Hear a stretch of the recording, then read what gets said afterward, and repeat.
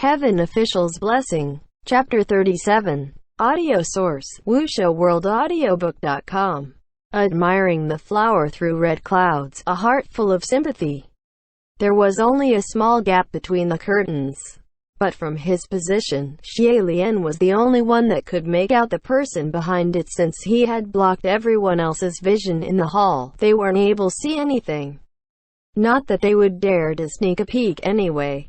That left eye watched Xie Lian, and Xie Lian returned the gaze, subconsciously drawn to it. Hua Cheng's appearance this time around didn't only seem to look a couple years older, but he'd also grown taller. Before, when Xie Lian looked at him, he could still manage to maintain the same level of eye contact, but now, he had to strain his neck to look up. After staring at each other for a good while, Hua Cheng finally broke the silence.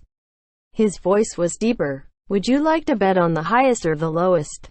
It was this kind of deep voice, one that is pleasant to the ear, that had pulled Xie Lian back to reality. Whether if it was betting on the highest number or the lowest, there was no difference. So he answered right away. "Highest?" Hua Cheng replied. "Fine. Then I'll go first." Xie Lian's left hand supported the base of the black gambling cup. His right hand covered the circular lid. Hua Cheng stood in front of him, with his right hand covering Xie Lian's left. He guided him to shake lightly before lifting the lid. There were two dice at the bottom of the cup, a 6 and a 5. From all the way above, Lang Qianchu with his vision of a hawk saw how easily the high roll took place and his eyes widened. How did that happen? Hua Cheng gently shifted his hand and beckoned Xie Lian to give it another go. "Shake it like this. Now you try it." Xie Lian mirrored his actions and shook the cup twice, but Hua Cheng said, "Not like that." Even though he was reprimanding Xie Lian, his tone was exceptionally gentle and patient. As he explained, Hua Cheng supported Xie Lian's hand with his own again, but this time, his left hand found its way to Xie Lian's right hand, the one that was covering the lid. He instructed softly, "Like this." And just like that, the back of Xie Lian's hands were enveloped within Hua Cheng's palms. When skin touched skin, Hua Cheng's hands felt temperate like jade. The exquisite silver vambraces that Hua Cheng wore were cold as ice, yet Hua Cheng's movements were careful, and never allowed them come into contact with Xie Lian's skin. His hands guided Xie Lian's and shook the black wooden gambling cup in a rhythm that was neither hurried nor slow. Once, twice, thrice, clack, clack, clack. The sound of the two dice colliding with each other as they bounced inside the cup was crisp. Even though the shakes were gentle, Xie Lian could feel waves of numbness from the back of his hands, traveling along his arm, spreading to the rest of his body. As he was shaking, Xie Lian lifted his eyes to sneak a peek at the other person and realized that Hua Cheng wasn't looking at the gambling cup at all. Instead, he was watching him intently with the corners of his mouth curved up.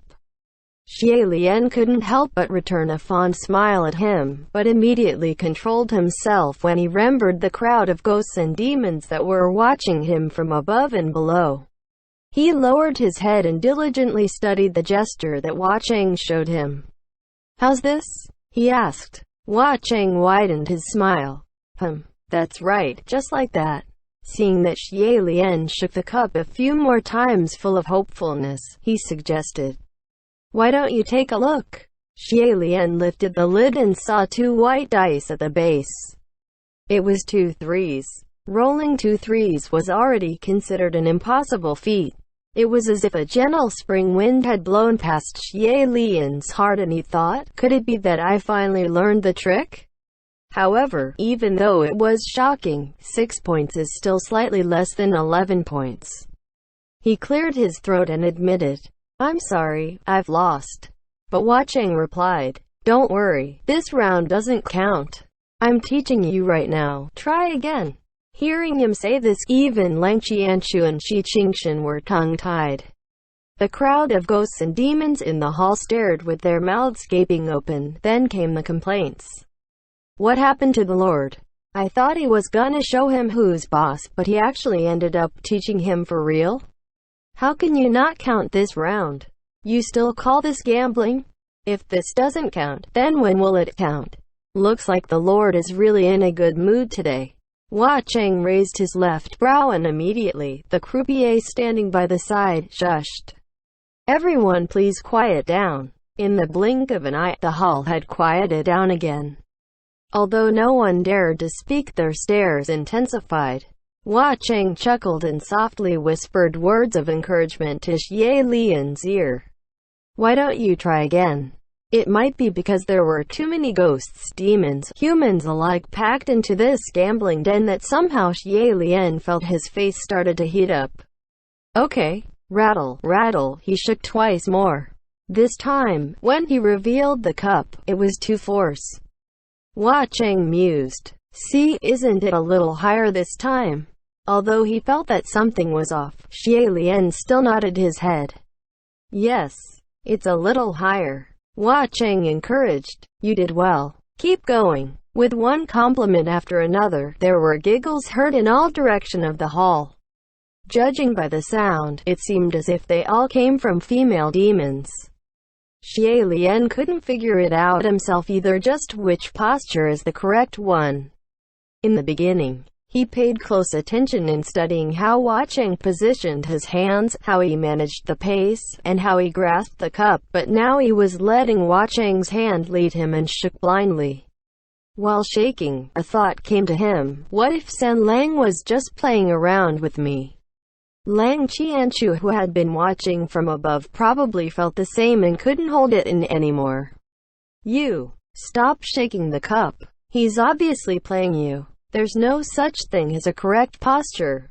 He must have cheated. Hearing that loud, boisterous voice, Shi Qingshan covered his face in second-hand embarrassment again. Mumbles and muttering grew louder among the crowds, and a rain of dice was thrown at Lang Qianchu. Stupid bastard, shut up. So noisy, we're just getting to the exciting part. Through our Lord's teaching, that cultivator had gotten outcomes higher and higher one after another. That's the undeniable truth. That's right. What do you know? Lang Qianchu fumed. You're practically lying through your teeth. Ah. He suddenly stopped in mid-speech, and his face turned bright red. It turned out, a couple of female demons below him had roughly yanked on his dangling waistband and scolded. If you keep on causing a ruckus and spouting nonsense, Jia One will pull off your pants. Lang Qianchu had never been threatened like this before, and his anger had made him speechless. He could take being beaten by a band of demons, but if they were to pull off his pants, then with his martial god status, that would be exceedingly embarrassing. Thus, Lang Qianchu didn't dare to say much more. Xie Lian looked up and saw the other god sending him eye signals. It was funny and pitiful at the same time. He could only lower his head, looked at Hua Cheng, and said in a small voice, San Lang. Hearing his tone of voice, Hua Cheng chuckled. Leave him be. Let us continue. Xie Lian gave up and, once again, held the cup and shook twice. As expected, this time, he got 2 5s. Seeing the result, the crowd became even livelier and continued to tease Lang Qianchu. Do you see that? Higher than the last. But Xie Lian already realized that Hua Cheng was just fooling around with him and didn't know whether to laugh or cry. There's no such thing as a correct posture. When it came to him, any posture is wrong. From here on, he might as well give up on any hope of changing his luck, but just as he was about to expose himself on the last shake, Hua Cheng stopped him. Wait. Xie Lian could feel the hands covering his pressing down harder, and stopped his movement altogether. What's wrong? With an unreadable expression, Hua Cheng asked. This Gurgur, you didn't say what would happen if you were to lose. Hearing him call Xie Lian Gurgur, Shi Qingshan and Lang Qianchu both wore a complicated expression on their faces. The crowd of ghosts and demons also felt massive shivers run down their spines, and there were even a few that fainted on the spot. It's a little embarrassing to say, but because he was in a hurry before, Xie Lian hadn't thought about what to bet on. He had thought of also betting 10 years of his life, but a heavenly official's lifespan was quite long, so 10 years wasn't really worth much. Money and treasure. He didn't have any. Spiritual power? He didn't have much of that either. A good amount of time had passed, but Xie Lian still couldn't think of anything to bet on, so he could only turn and ask the owner of the gambling den. "Do you think there's anything on me that's worth betting on?" Hua Cheng chuckled at his question. "Anything's fine. What have you got on you?" Xie Lian pondered for a little while and lightly coughed. He might as well be honest about it. "Only have a half-eaten bun with me." Hua Cheng burst out laughing. Even though he laughed, no one else dared to do the same even if they wanted to. When he finally settled down, Hua Cheng nodded. "That's fine. A bun will do." Hearing the agreement, not only were the crowd of ghosts and demons shocked, but the croupiers at the gambling table too. Ever since the opening of this gambling den, there had been numerous absurd bets made. Organs, life, emotions, spiritual powers. But none were a match to the one today, a half-eaten bun. Even Lang Qianchu couldn't contain his surprise. What's the meaning of this? Are you saying that I'm only worth a half-eaten bun?" The crowd snickered. Someone called out, "What's wrong with a bun? You already have it easy, so hurry up and shut your mouth." Xie Lian could tell that this defeated voice belonged to Shi Qingshan, who was hiding among the crowd of ghosts and demons.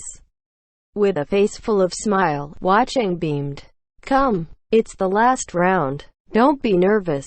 Xie Lian argued. "I'm not nervous." The two maintained that hand-to-hand posture and shook a few times. Even though Xie Lian really wasn't nervous, there was a light sheen of sweat on the hand that was sandwiched between the cup and Hua Cheng's hands. Finally, the movement came to a stop. He held his breath for the final reveal. The two dice were 2 sixes. Xie Lian let out a sigh of relief and looked up at Hua Cheng. Hua Cheng raised his brows. "Oh, I lost." Even though he admitted his loss in a serious manner, he didn't sound the least bit sincere. The crowd below was engulfed in silence. Before there were still people complained, "If this round doesn't count, then when will it count?" But now, the answer was clear: it counts when that person wins. This much generosity was almost insane. Even so, no one would dare to comment. The croupier from before raised up the black wooden gambling cup. "Congratulations to this young master. You've won this round." Everyone all politely praised. "The Lord showed us a perfect loss." "Beautiful. Isn't the winner taught by the Lord? He won because the Lord taught him well." "That's right. Learning the correct dice rolling posture today really broadened my horizon. With such an immense amount of knowledge, even 10 years won't be enough to master it." Hua Cheng was still watching Xie Lian with a grin on his face. Not shifting his gaze, he raised his arm and with a flick of hand, Lang Qianchu dropped like a rock. Xie Lian winced at the loud crash. Shi Qingshan couldn't risk exposing himself by rushing forward, so instead Xie Lian went to check up on the prince. "Are you okay?" Lang Qianchu got up on his feet and dusted himself off. "I'm good, thank you. He probably wanted you to go up so that he can cheat and make you lose, but thank goodness you won." Xie Lian thought, "You're completely mistaken. If he didn't go easy on me, even if the world had turned to ashes, I would still not be able to win you back." As he was thinking those thoughts, a tinkling of bells were heard, and the sound was followed by gasps of shock that came from all directions. Xie Lian turned around and saw that Hua Cheng had finally stepped out from the red silk screen curtains. In his previous form, Hua Cheng always sported a slightly crooked ponytail, but now, loose raven locks covered vibrant red clothing, and an aura of demonic energy radiated from the handsome figure. Only the thin braid tied with a red coral bead brought a hint of mischief to the mix. The vambraces were silver, the straps on his boots were silver, the waistband was also silver, even the long, smoothly curved scimitar that hung at his waist was silver. Just like how the blade was slender and long, the person himself was also slender and tall. He was leaning against the curtains that had been parted with crossed arms in an unreadable expression. "Gerger, you've won against me." Xie Lian obviously knew what had took place, and said woefully, "Please stop teasing me." Hua Cheng raised his brow.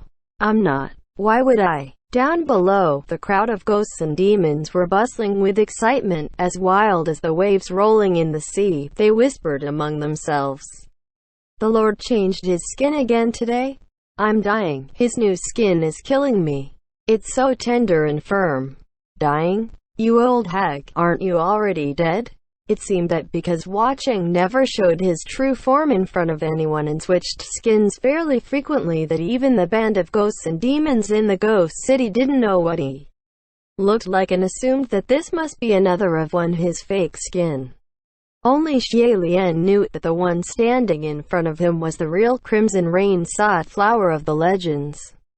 Translator's notes. Jia Jia. Pinyin, Jia Jia, is a familiar address for older sister. End chapter.